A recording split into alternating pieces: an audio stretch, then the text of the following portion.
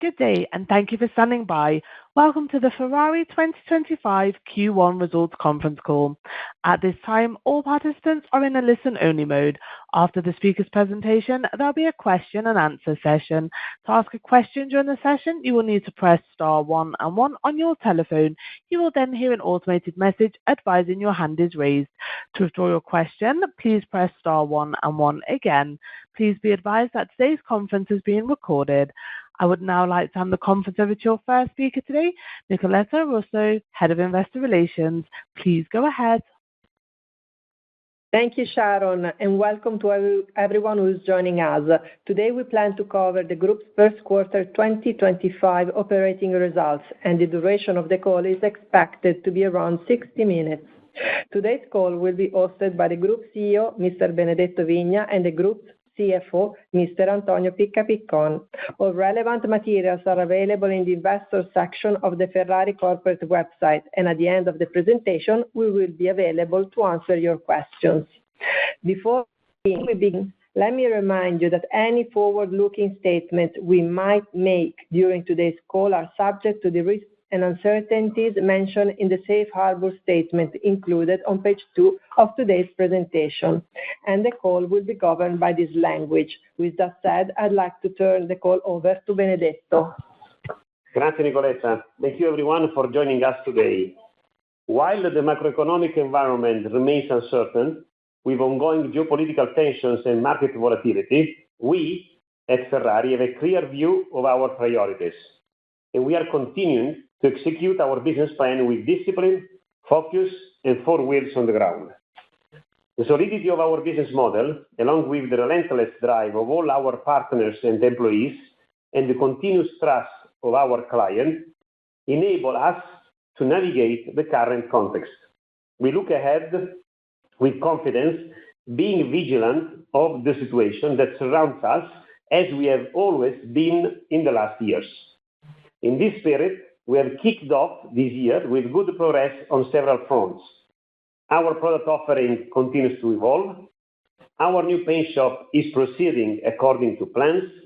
We won the much-anticipated podiums in the World Endurance Championship in Qatar and in Italy, and we launched our new lifestyle collectibles.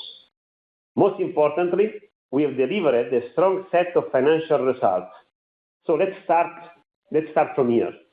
Q1 25 saw double-digit growth on all key metrics, led by product mix and a continued solid trend in personalizations.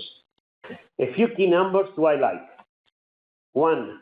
Total revenues reached approximately 1.8 billion euro, with very few incremental deliveries year-over-year. This confirms, once again, our strategy of quality of revenues over quantity. 2. We enjoyed a strong profitability with EBITDA close to 700 million euro. 3. Industrial free cash flow generation reached more than 600 million euro in the quarter.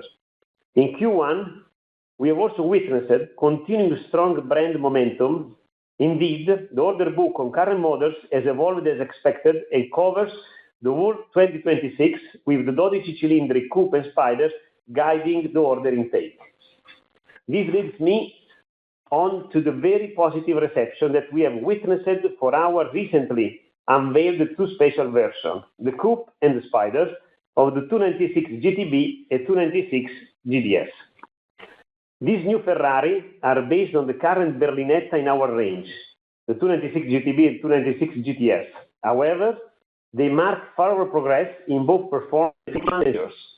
With hybrid engine delivering a total of 880 horsepower, these cars offer an unprecedented driving experience.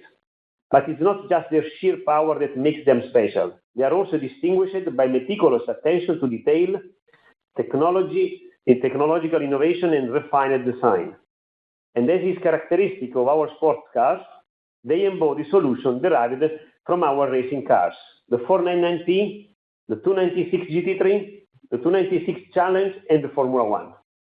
These 2 newly born are the latest expression of our hybrid offering, and they have been enthusiastically greeted by our clients. One important client of ours paid the deposit to his dealer right after the presentation of last Tuesday, and another one told me, "This is truly a brand new car, not just a special edition. It is beautiful, it is very elegant and highly performing, and I love the new gear change experience. The new physical commands, moreover, on the steering wheel are incredible interactive. Now it is much more comfortable to drive." As you can see, we are progressing in our product development plan, enriching our offering with exciting new models that allow us to tap into different client needs and desires. But the launch of 296 Speciale, Coupe and Spider represents just the first of many milestones to look forward to these years. Among these, as we have told you in February, there will be the unveiling of the much-anticipated Ferrari Elettrica. It will be carried out in a unique, innovative way that befits a unique and innovative Ferrari. What does it mean? It means that this is a masterpiece of technology, design, and unique features. It will be an exciting journey of discovery. It is the first of its kind, yet rich in every aspect that makes a true Ferrari. For these reasons, we want it to be fully appreciated in every single detail. And there is no better way to do this than by revealing it step by step. 3 will be the unveiling steps.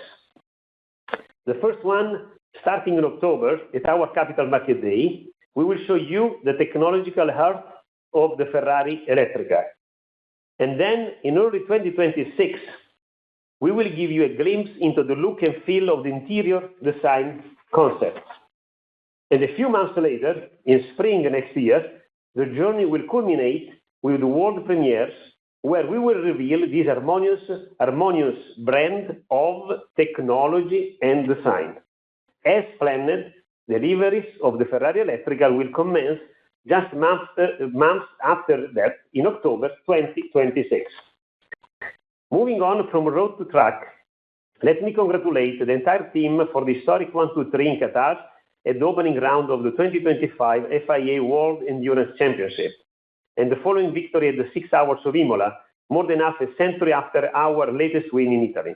We couldn't have started the racing year in a better way. I was in Imola, and I can guarantee you that sharing those unique emotions with a lot of passionate tifosi and Ferraristi is an unforgettable experience. In Formula One, the team is more focused than ever on fighting for victories and podium places. The beginning has not been easy, we all know that. On the other side, we are all fueled by deeply rooted grit and relentless determination to continue to progress. But racing is not the only means we have of channeling the world's passion for Ferrari. Here I refer to our lifestyle strategy, which has made significant progress in recent years. In early April, during the world-renowned Milan Design Week, we presented our new collection of exclusive Ferrari collectibles. Blending timeless Ferrari design with exquisite craftsmanship, these are not mere objects. In fact, each model allows our community of enthusiasts to own and treasure a symbol of the prancing horse's history. And speaking of community, we have maintained our focus on giving back to our local area with the Enzo Ferrari Memorial Half Marathon of Italy on 3rd of March.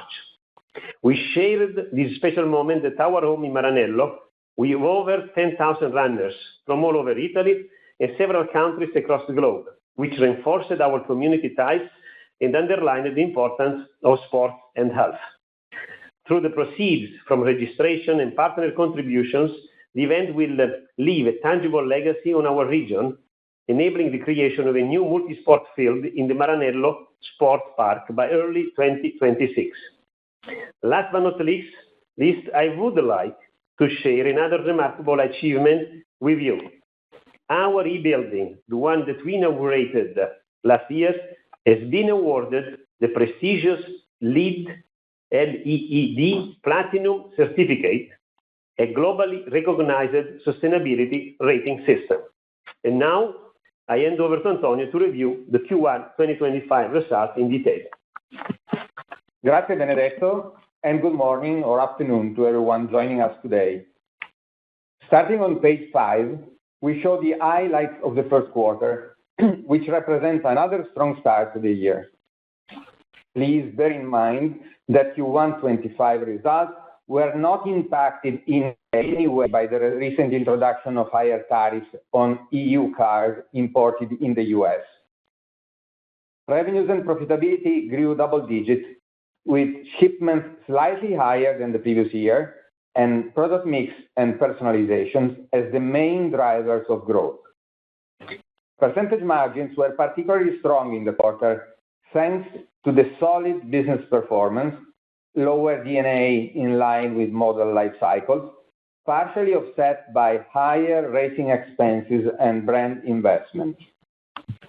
Net profit reached 412 million euro and corresponded to a diluted EPS of 2.3 euro, up 17.9% versus the prior year. Such an improvement also encompassed increased financial charges and the higher tax rate, now projected at 22% in light of the benefits from new patent box regime only. Industrial free cash flow generation was very strong and above 600 million euro, and I will highlight the main drivers later on. On page 6, we deep dive into our Q1 deliveries, which increased by 33 units. This increase was driven by the Ferrari Roma Spider, the 296 GTS, the SF90 XX family, and the Puro Sangue. In the quarter, the 12 Cilindri continued its ramp-up phase, and the first deliveries of the 12 Cilindri Spider commenced. In line with model life cycles, deliveries of the 296 GTB decreased, as well as the ones of the Daytona SP3, in line with plans. The SF90 Spider approached the end of its life cycle, while the A12 Competizione A phased out. As customary, the geographic breakdown reflects the different product cycles as well as the company's deliberate allocation strategy.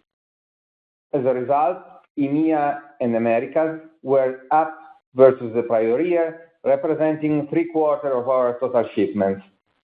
Rest of APAC was almost flat at 18%, and mainland China, Hong Kong, and Taiwan reduced their share to 7%. On page 7, the net revenues bridge shows a remarkable double-digit growth, up 12.2% versus the prior year at constant currency. The increase in cars and spare parts was driven by the richer product and country mix, as well as higher personalizations. Personalizations accounted for more than 19% of total revenues from cars and spare parts, just a couple of decimals higher than last year at current exchange rates, mainly supported by the Daytona SP3 Full Carbon and the SF90 XX family. Sponsorship, commercial, and brand increased thanks to new sponsorship, among which the HP title partnership of Scuderia Ferrari, which was signed in May 24, and therefore provides the quarter with an easy comp, and lifestyle activities, as well as higher commercial revenues linked to the better prior year Formula One ranking. Currency, net of hedges in place, had a positive net impact in the quarter. Moving to page 8, the change in adjusted EBIT is explained by the following variances. Mixed price strongly positive, thanks to the enriched product mix sustained by the deliveries of the SF90 XX family, the 12 Cilindri, and the 7 units of the 499P Modificata, the increased contribution from personalizations, and a positive country mix supported by the Americas. Let me remind here that throughout the year, the enrichment of the product mix will be less reliant than the Daytona SP3 and rather sustained by special series and range models, along with few initial deliveries of the F80 in Q4. The remaining variances were due to substantially flat industrial and R&D expenses, largely driven by higher racing and innovation activities, but lower D&A in line with model life cycles. Higher SG&A, reflecting racing expenses and brand investments, as well as our continuing organizational development. And finally, other was positive, mainly thanks to new sponsorship, partially offset by the comparison with the prior year's release of car and environmental provision in the US. Lastly, we had a positive net impact from currency. Percentage margins strengthened in the quarter with EBITDA margin at 38.7% and EBIT margin above 30%, also benefiting from the lower D&A. Turning to page 9, our industrial free cash flow generation for the quarter was strong at 620 million euro and reflected the increase in profitability and the positive change in working capital provision and other, mainly supported by the initial collection of the FAT advances and certain non-recurrent cash proceeds related to the signing of the new Concord agreement, partially offset by capital expenditures. Net industrial debt was 49 million euro at the end of March, reflecting the share repurchase program executed in the quarter. As a housekeeping note, please bear in mind that in the second quarter, we are required to pay our income taxes, and the net financial position will reflect the dividend distribution of approximately 530 million euro and the 2025 euro bond repayment for roughly 450 million euro, both falling due during this month of May. Moving to page 10, we confirm the 2025 guidance with the 50 basis points reduction risk on EBIT and EBITDA margins flagged as of March end when we updated our commercial policy for the US market following the introduction of higher import tariffs on EU cars. Clearly, we remain vigilant on the global business environment, and we are mindful of the many changes occurred in the last few weeks. Besides the US tariffs that we have addressed with the update of our commercial policy, I refer to the swift change in the foreign exchange rate, mainly the US dollar, which we continue to tackle through our hedging policy that provides us with a partial support over the rest of the year, the potential effect of the overall macroeconomic uncertainty and financial market volatility that we keep on monitoring thanks to the visibility we enjoy. Looking more closely at the development of the year, we continue to project a positive product mix and support from racing revenues and lifestyle activities, along with continuous brand investments and higher racing expenses. Given the above, the first half of 2025 is expected to be stronger than the second, in line with the development of the mix and the seasonality of SG&A, racing expenses, as well as D&A. To conclude, today's strong results represent further progress in the execution of our business plan and in our growth path. Despite the surge of the uncertainty and volatility, our distinctive business model provides us with solid confidence and the necessary agility for our future. Thanks for your attention, and I turn the call over to Nicoletta. Thank you, Antonio. Sharon, we are now ready to open the Q&A session. Thank you. Thank you. To ask a question, you will need to press star 1 and 1 on your telephone and wait for your name to be announced. To withdraw your question, please press star 1 and 1 again. We will now go to your first question. One moment, please. And your first question comes from the line of Susy Tibaldi from UBS. Please go ahead. Hi, thanks for taking my questions. First one, you mentioned about being vigilant on the situation. Can you talk a bit about the differences in trends you are seeing between new customers to Ferrari, existing customers, and your top collectors? Given the very mixed macro picture, are you seeing differences? Of course, your customer is much more resilient than the average customer, but I'm sure there is also some nuances that maybe you can share.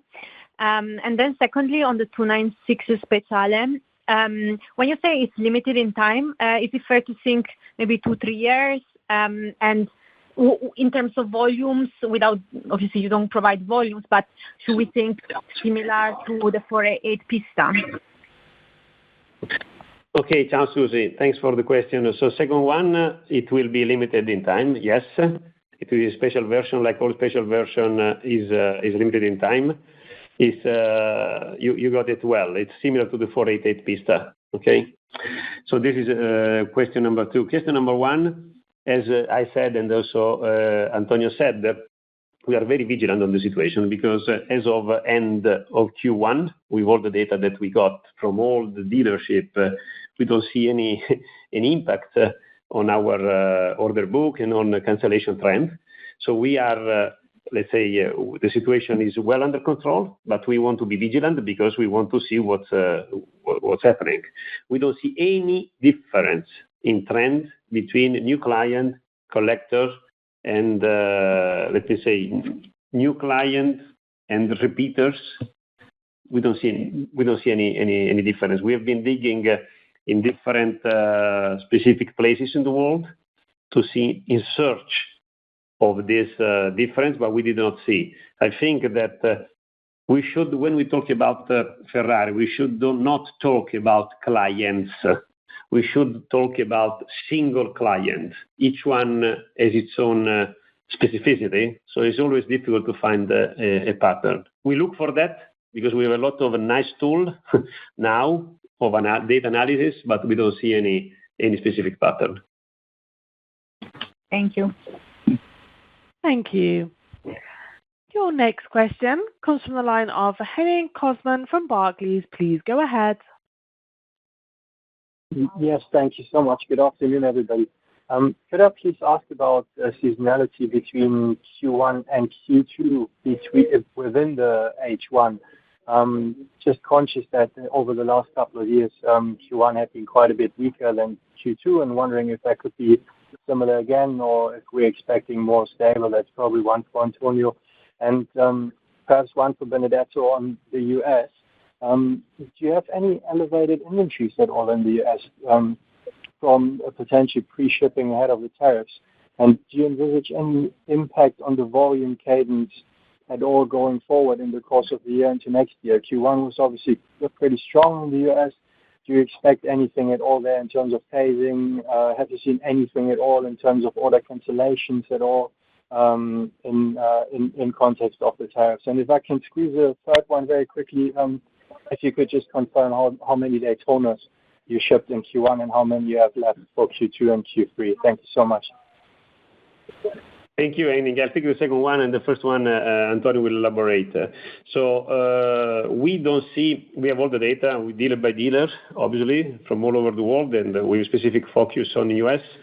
We don't see any specific trend. Actually, we don't see any impact on the tariff. But despite this, as we said, we remain vigilant because, let's say, we need to be careful to catch if there is any small signal picking up. I can tell you also that last week, I was in Florida in that specific case, okay, and the market is very strong. It's been always very strong, and it continues to be very strong with a strong demand across all our models. So I think that as soon as we have some difference, for sure, we'll make you aware, but we don't see any impact. Also because I think that at least from what we hear from several clients, new and repeaters, that they appreciated our two things of our new commercial policy over there. Number one, that we've been clarifying right away what we intend to do, and two, that we contribute. Okay, we contribute to this price increase. We don't ask them to pay all the bill, but we were very clear telling that some models will have no price increase, some others up to the remaining up to a maximum 10%. So they appreciated a lot the way we behave, the way we put them at the center of what we do, and also the timely communication on the new terms. Talking about Q1 and Q2, the cadence. Directionally, please take Q2 lighter than Q1. And this is also in line with the fact that in Q1, we delivered less than 80 Daytona, so lower than last year, but not that far away. While in Q2 and Q3, the Daytona will go down and will be 0 in Q4.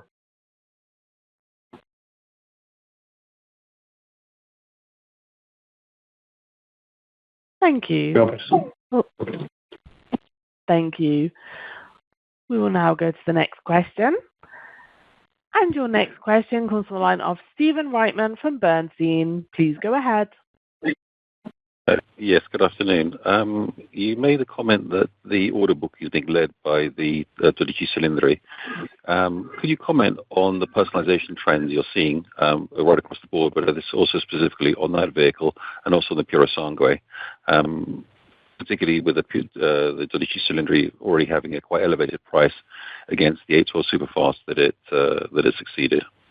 And secondly, looking at the bridge, on the EBIT bridge, and you specifically pointed out in the other line that there was the 18 million reflected the sponsorship, the HP offset by some other factors. Does that give us sort of like a reasonable idea of the run rate of the HP sponsorship deal, which suggests it's in the region of about 100 million or so? Thank you, Stephen. I take the first one and the second, Antonio. So what we see, the personalization of the 12-cylinder, both the 12 Cilindri and the Puro Sangue, is in line with what we have seen before. So we see a strong traction on the three main factors that are driving our personalization. It means some functional components, and then on the painting and on the carbon finish. I think these are the three trends we see on these cars, as we have seen also in the past. I can tell you that the cars, the client, are looking more and more at personalization, and we are preparing ourselves to be able to offer them more and more personalized offer. So this is for the first question. The second one? Yeah. Hi, Stephen. With respect to the EBIT bridge, the 18 million comes basically from the net of the positive that is related to the sponsorship of Scuderia. And on that portion, obviously the fact that we had the HP sponsorship and the IBM sponsorship coming in represent the bulk of it, together with the increase in the positive from the commercial revenues related to the F1. And as a negative, and there is another point, which is the easy comp with last year when we had the CO2 penalties released, less than 10 million. On the negative side, in terms of comparison, there is a sort of seasonal effect in comparison with the expenditure of last year on WEC, so on the racing not related to Formula One. Does it help? Thank you. Yes, thank you. Sorry, and going forward, in general, it's difficult to project overall, but I do not expect to be a big contributor. The positive one should be related to sponsorship. Then we had some positive last year that should help in terms of adding in Q2, and will fade away during the rest of the quarter. Just, Stephen, in the letter to further clarify, as a reminder, we signed HP last year in April, so clearly after that time it started an easy comp, so it's not correct project. Yeah, you cannot do it. Sorry, I didn't get this part of the question. Cool. Thank you. Your next question comes from the line of Michael Benetti from Evercore. Please go ahead. Hey guys, congrats on a great quarter. Could you just clarify the exact number of Daytonas that you had in the quarter? I know you said it was below 80. But then if I just, Antonio, if we back out the first quarter results from the year, it looks like, as I look at the rest of the year, there's a scenario where EBITDA margin could be anywhere from down 10 or 15 basis points to up 50 basis points. I'm just curious, what are the inputs to the scenario that could lead to EBITDA margin being negative in the rest of the year? And then, Benedetto, on the EV launch, as you think about it, you described it as a masterpiece of technology. Buying a Ferrari has always been a relationship with a timeless car, and I'm curious, as you think about the EV and the focus on technology and how technology ages differently than luxury cars, how do you protect the timelessness element of a Ferrari, and you think about what drives residual values of these cars over time as you move into cars with a bigger technology component? Thank you, Michael. I think the first one Antonio will elaborate. Take the second one about Elettrica. I would like that I agree with what you said, but one thing, that it's not a focus on technology. We focus on the emotion we deliver to our clients. So when we inaugurated the e-building 1 year ago, we said, and when we presented the F80, the supercars, we made it clear that all the strategic components of electrified cars, hybrids, and in the future electric, will be done in-house in a way that we can guarantee what you are telling, that is this timeless feature of our cars. I think this is important, and that's the reason why also we did this investment, because we want to have the flexibility and the ability to maintain and to offer our client the technology that are needed for the future when it comes to the inverter, the battery, the axle, all these things that are distinguishing features of electric cars.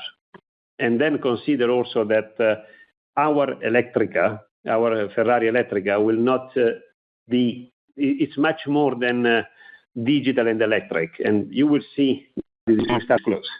So this is the second part, and then Antonio is about the number on of the Daytona. precise number of Daytona. They were 77, and with respect to the EBITDA margin down during the course of the year, we projected on the basis that the mix will be lower, and this goes hand in hand with the reduction of the number of Daytonas and the development of the mix of the rest of the range. And the increase in expenditure, particularly SG&A and R&D, and partly related to the development of our racing activities. Okay, thanks a lot, guys. I appreciate all the detail. You're welcome. Thank you. Thank you. Your next question comes from the line of John Murphy from Bank of America. Please go ahead. This is actually John back on the line for John Murphy. Just first of all, I wanted to touch on the tariffs. I know you cited about a 50 basis point EBITDA-EBIT margin risk from that. Could you just provide some clarity? I mean, it seems like you're maintaining guidance, but you're highlighting the risks. So do we think about that as the maximum potential impact here, or do you expect to offset it? Any additional clarity you might be able to provide on that front would be useful. Hi, John. Maybe I didn't really answer this one first. Yeah, it's a risk we see. I mean, there might be opportunities to offset it. That's why we described it as a risk. However, it depends on a number of moving parts as of now. So I think the outcome is the one that we have outlined. And then just my other question, and this is a quick one. If you could just talk about the consumer reception so far for the Dodici Cilindri, that'd be useful. And then also, are you finding demand is consistent across the geographies for that product? The reception of this car has been very, very good across all the geographies. Clearly, in some geographies, there is more appeal because of the tax impact is lower. For example, the Dodici Cilindri impact, let's say traction in countries like China is lower because the tax rate is higher. But so far, I mean, we see a good traction with, let's say, in different countries. It goes from Scandinavia to US to Latin America to Italy, South of Europe. So it's very good traction. Okay, great. Thank you. That's all I have. Thank you. Your next question comes from the line of Monica Bosio from Intesa Sanpaolo. Please go ahead. Good afternoon, everyone, and thanks for taking my questions. I have, I think, three. The first one is on the initial collection from the F80. Should we expect further impacts across the year? And if yes, Antonio, can you help us to model the impact? Because I'm just wondering what's the weight of the collection on the working capital in the first quarter. The second question is on the residual values. You announced pricing actions in USA. how do you see, if any, this could impact on the residual values in USA? Any comments on this would be useful. And the very last, maybe it's a stupid question, but it's on personalization. So you are implementing pricing actions on the final price, on the value of the imported car. And what about personalization? Maybe I missed something. Are you going to modify also the pricing for personalization for those cars that would be delivered in US? Monica, in US? so this will be Antonio taking care of all the three questions. Yeah. Initial collection on F80.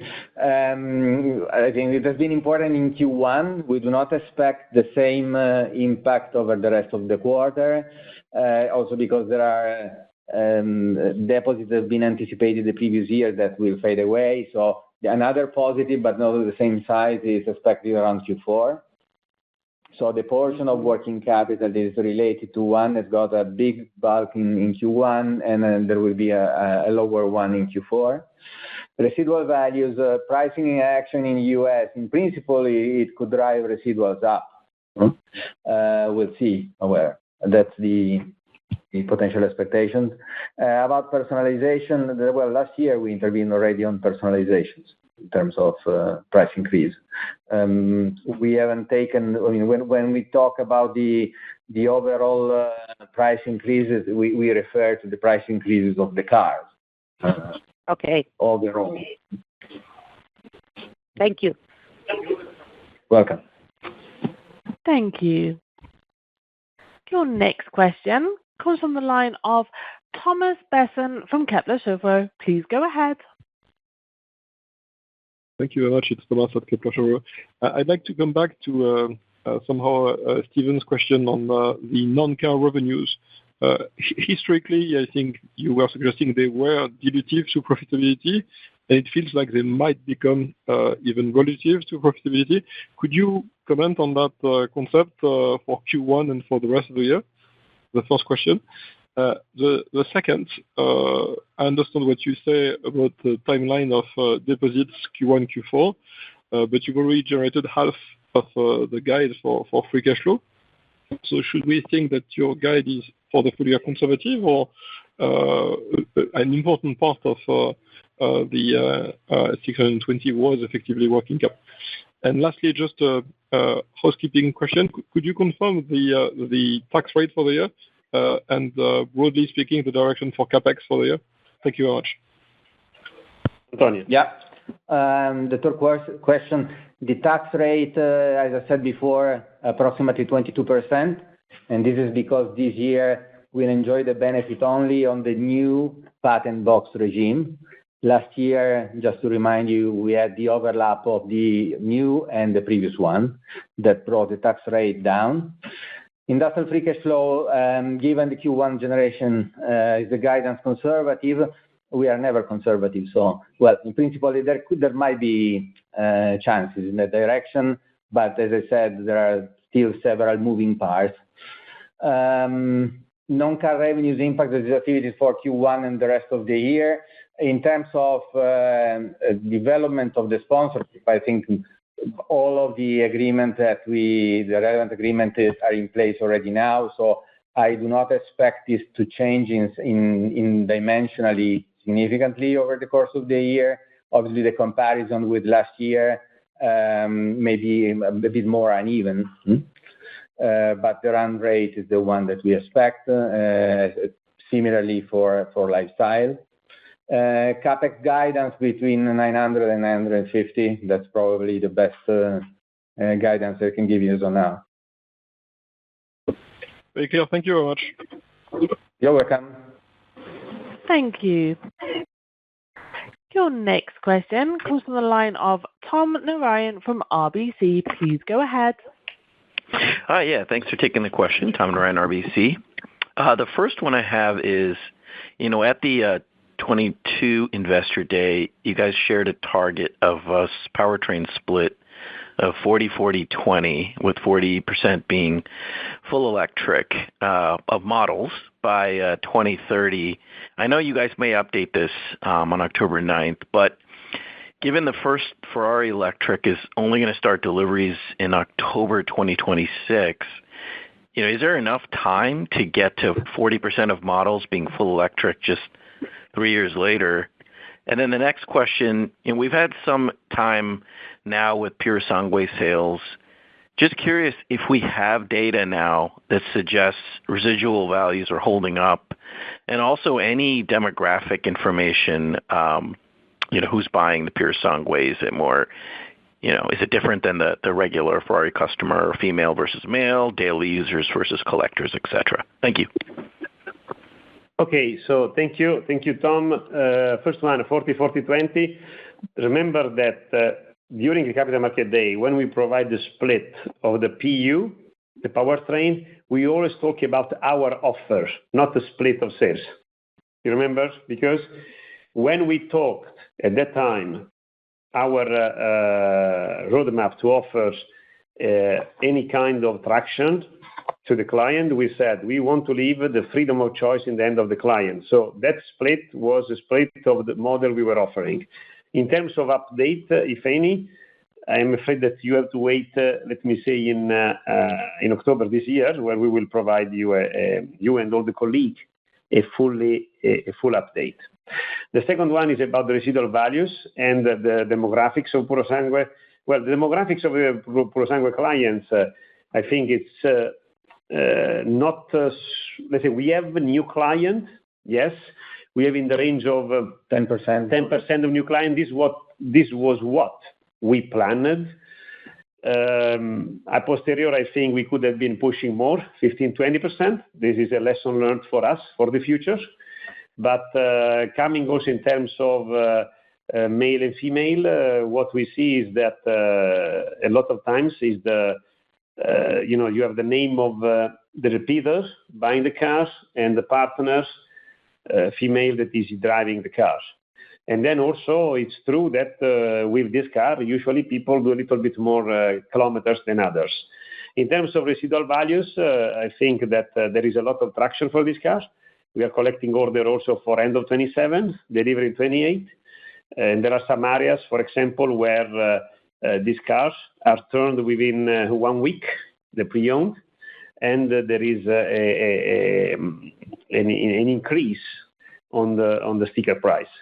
So I think that today there are this year is important because we have some model like Puro Sangue entering 27, 28, and some other 26, 27, 28, some other models that are ending in 2026. Got it. Thank you. Thank you. Thank you. Your next question comes from the line of Martino De Ambroggi from Equita. Please go ahead. Thank you. Good evening, good morning, everybody. Changing the subject, my first question is on Greater China, because deliveries are decreasing since second quarter 23, quarter after quarter. So what is the right or the ideal size that you see for this region going ahead? And the second is on the warranty program for hybrid customers. How is progressing the choice of customers to get your warranty program? And the last one, I clearly understand you will probably not provide any answer, but am I right in assuming that the increase in prices that you announced in the US could worth roughly 100 million euro on a consolidated basis? Thank you. I take the second one second, because the last one, Antonio will take care of it. I think that I take the first two. The hybrid, we are very precise. It's close to 550 contract for the hybrid warranty programs. Clients start to appreciate it because they see a value, and also I believe in the first communication we were not so clear. Now we are improving the clarity of the communication, so we are around the 550 contract about this hybrid warranty. China, on one side we see the region now is moving. On the other side, we always said that the mainland China plus Taiwan will be in the range of 8 to 10%. And let me say today, the cars we are having, mostly 12 cylinders, are a little bit too much impacted by tax. And this one of the cars we will launch this year is meant also to fit better the portfolio for that region. So that's the picture on the China. For the last one, we not provided that level of granularity. We said up to 10% for the models that we will be updated, but we reserve the right to intervene, and we're actually moving already on that. Okay, thank you. Thank you. Thank you. There are no further questions. I will hand the call back to Benedetto Vigna. Thank you. Thank you all for the time, for all your questions. The strong Q1 25 result and the continuing desirability of the Ferrari brand fuel our confidence for our year ahead and also for the future. I wish you good morning or afternoon, and thank you again for your attention.